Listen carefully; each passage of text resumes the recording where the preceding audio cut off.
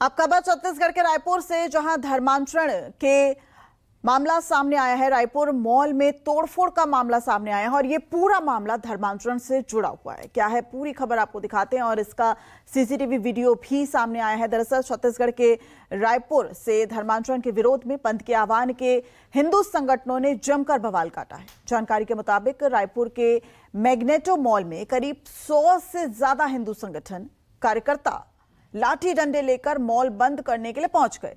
उसी वक्त क्रिसमस का सेलिब्रेशन चल रहा था और क्रिसमस सेलिब्रेशन के लिए मॉल को सजाया गया था, जिसे देखकर हिंदू संगठन के कार्यकर्ता आक्रोशित हो गए और मॉल में तोड़फोड़ शुरू कर दी।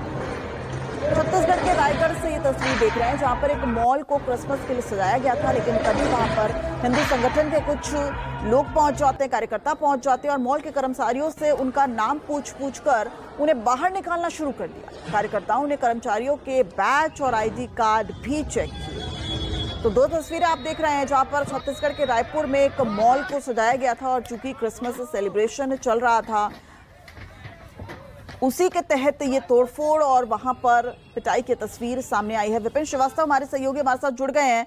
विपिन, क्या है ये पूरा मामला?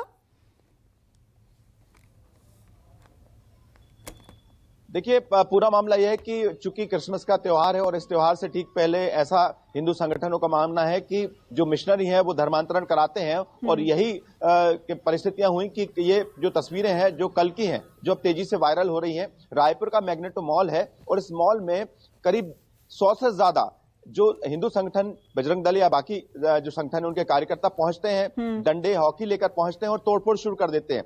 गौर करने वाली बात है कि वहां के कर्मचारियों से धर्म और जाति पूछी जाती है, उनके आई कार्ड चेक किए जाते हैं और उसके बाद तय किया जाता है कि इसकी दुकान में तोड़फोड़ करना है या नहीं। यानी कुल मिलाकर जो तस्वीरें सामने आई हैं, पूरे के पूरे मॉल को तोड़फोड़ करके तहस-नहस कर दिया गया, लाखों का नुकसान हुआ है। और आरोप यही लगा है कि जिस तरह से छत्तीसगढ़ के अलग अलग इलाकों में आरोप यह है कि धर्मांतरण किया जा रहा है वहां पर, और इसी आरोप के चलते कल छत्तीसगढ़ का बंद का आह्वान किया गया था। और उसी दौरान की तस्वीर है रायपुर की, जहां मॉल के अंदर घुसते हैं और वहां पर तोड़फोड़ शुरू कर देते हैं।